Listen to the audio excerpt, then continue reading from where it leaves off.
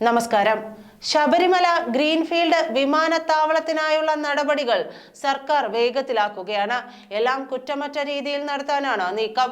സ്ഥലമേറ്റെടുപ്പ് വിജ്ഞാപനത്തിനൊപ്പം വിശദമായ പദ്ധതി രേഖയും സർക്കാർ പുറത്തിറക്കും. ഇതിലൂടെ അതിവേഗ നിർമ്മാണം നടപ്പിലാക്കാനാകും ശ്രമം. കേന്ദ്ര സർക്കാരിന്റെ മനസ്സ് അനുകൂലമാണെന്ന് മനസ്സിലാക്കിയാണ് നീക്കം. കേന്ദ്ര സർക്കാരും പദ്ധതിയെ പൂർണ്ണമായും പിന്തുണയ്ക്കും. 1 മാസത്തിനുള്ളിൽ പുതിയ വിജ്ഞാപനം ഇറക്കാനാണ് സർക്കാരിന്റെ നീക്കം. വിമാനത്താവളത്തിനായി സർക്കാർ കണ്ടെത്തിയ ചെറുവള്ളി എസ്റ്റേറ്റിലെയും സ്വകാര്യ ഭൂമിയിലെയും 2570 ഏക്കർ വസ്തു ഏറ്റെടുക്കുന്നതിനുള്ള വിജ്ഞാപനം റദ്ദാക്കിയതിനെ തുടർന്നാണ് പുതിയ വിജ്ഞാപനം ഇറക്കുന്നത്. ഹൈക്കോടതിയാണ് വിജ്ഞാപനം റദ്ദാക്കിയത്. നടപടിക്രമങ്ങളിൽ വീഴ്ചയുണ്ടെന്നും വസ്തു ഏറ്റെടുക്കൽ വിജ്ഞാപനത്തിനൊപ്പം വിമാനത്താവള പദ്ധതി സംബന്ധിച്ച വിശദമായ പദ്ധതി രേഖ കൂടി ഉൾപ്പെടുത്തിയിട്ടില്ലെന്നും കോടതി ചൂണ്ടിക്കാട്ടിയിരുന്നു.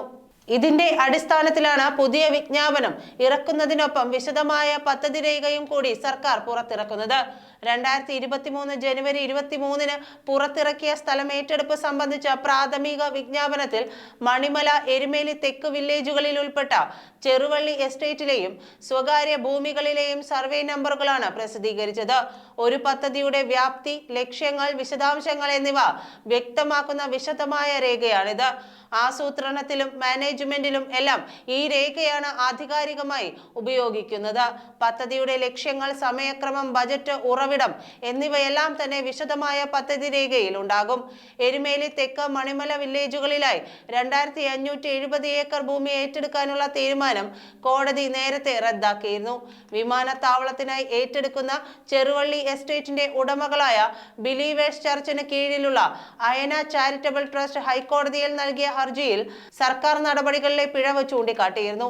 കേസ് കോടതി പരിഗണിച്ചപ്പോൾ 2 നിയമപ്രശ്നമാണ് സർക്കാരിന് നേരിടേണ്ടി വന്നത്. സാമൂഹികാഘാത പഠനം നടത്തിയ ഏജൻസി സ്വതന്ത്രമായിരിക്കണമെന്ന ചട്ടം ലംഘിക്കപ്പെട്ടതാണ് ഒന്ന്. എരുമേലിയിൽ പഠനം നടത്തിയത് സർക്കാർ പങ്കാളിത്തമുള്ള ഏജൻസിയായിരുന്നു. ചെറുവള്ളി എസ്റ്റേറ്റിന്റെ 2263.18 ഏക്കർ ഭൂമിയുടെ ഉടമസ്ഥാവകാശം വിജ്ഞാപനങ്ങളിൽ സൂചിപ്പിച്ചില്ലെന്നതാണ് മറ്റൊന്ന്. ഭൂമി ആരുടേതാണെന്ന വിജ്ഞാപനത്തിൽ പറയേണ്ടതുണ്ട്. ഈ കുറവുകൾ കോടതിയിൽ അംഗീകരിച്ച സർക്കാർ റദ്ദാക്കലിന് തയ്യാറാണെന്ന് അറിയിച്ചിരുന്നു.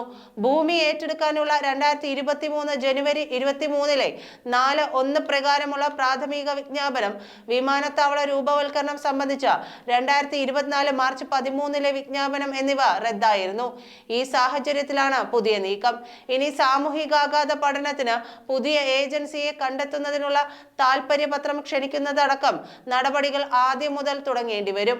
1 വർഷം നീണ്ട പ്രവർത്തനമാണ് സാമൂഹികാഘാത പഠനം. നന്ദി.